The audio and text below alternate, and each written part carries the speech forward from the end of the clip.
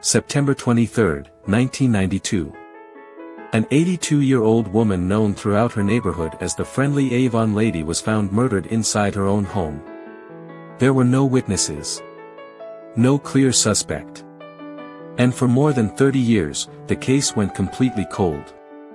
But decades later, a single piece of evidence would reveal a terrifying truth. The man responsible wasn't just a killer. He was already a convicted serial murderer. And by the time investigators finally proved it, he was already dead.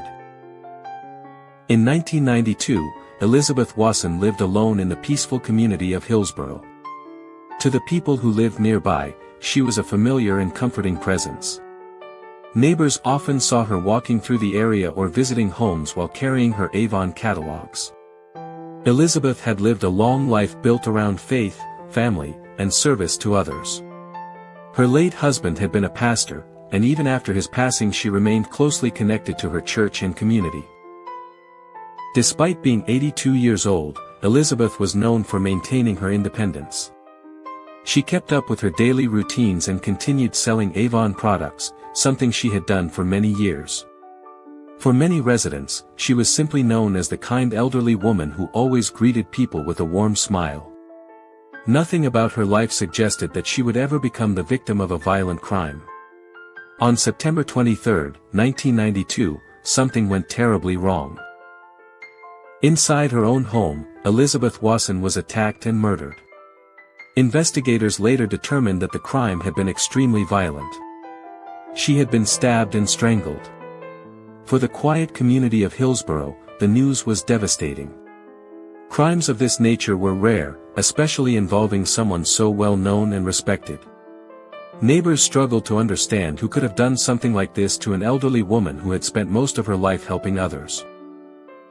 Police quickly began investigating the scene, collecting evidence and speaking with anyone who might have information.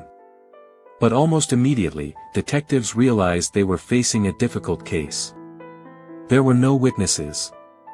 And no obvious suspect. Investigators worked to piece together what had happened inside Elizabeth's home. They collected physical evidence from the crime scene and examined the area for signs of forced entry or a struggle. Detectives also interviewed neighbors and people who had interacted with Elizabeth, but the investigation produced very few solid leads. Without eyewitnesses or strong forensic technology at the time, detectives struggled to identify a clear suspect. Despite their efforts, the investigation began to slow. And as weeks turned into months, the case started to grow colder. While the murder of Elizabeth Wasson remained unsolved, a violent predator was operating in the region. His name was Cesar Barone. Barone would later be arrested and convicted for a series of brutal crimes. Authorities linked him to the murders of 4 women as well as multiple sexual assaults. His crimes revealed a disturbing pattern of violence. Because of the timing and the circumstances surrounding Elizabeth's murder, investigators began to suspect that Barone might also be responsible for her death.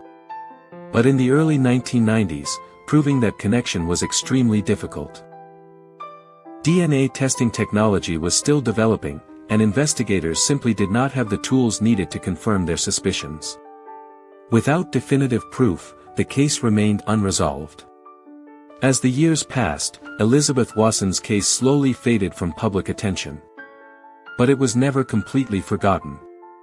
Her family continued to live with the uncertainty of not knowing who had taken her life. Meanwhile, Cesar Barone was eventually convicted for the murders he was proven to have committed and was sentenced to death. Despite investigators' suspicions, Barone never admitted to killing Elizabeth Wasson. Then in 2009, he died in prison. With his death, it seemed even less likely that the truth about Elizabeth's murder would ever be uncovered. More than 30 years after the crime, investigators decided to take another look at the case.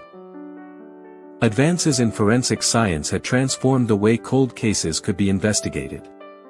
Evidence that once seemed impossible to analyze could now be tested with far greater accuracy. Detectives reopened the case and re-examined evidence collected from the original crime scene. This time, they sent key pieces of evidence to a laboratory capable of performing modern DNA testing. What the results revealed would finally solve the mystery.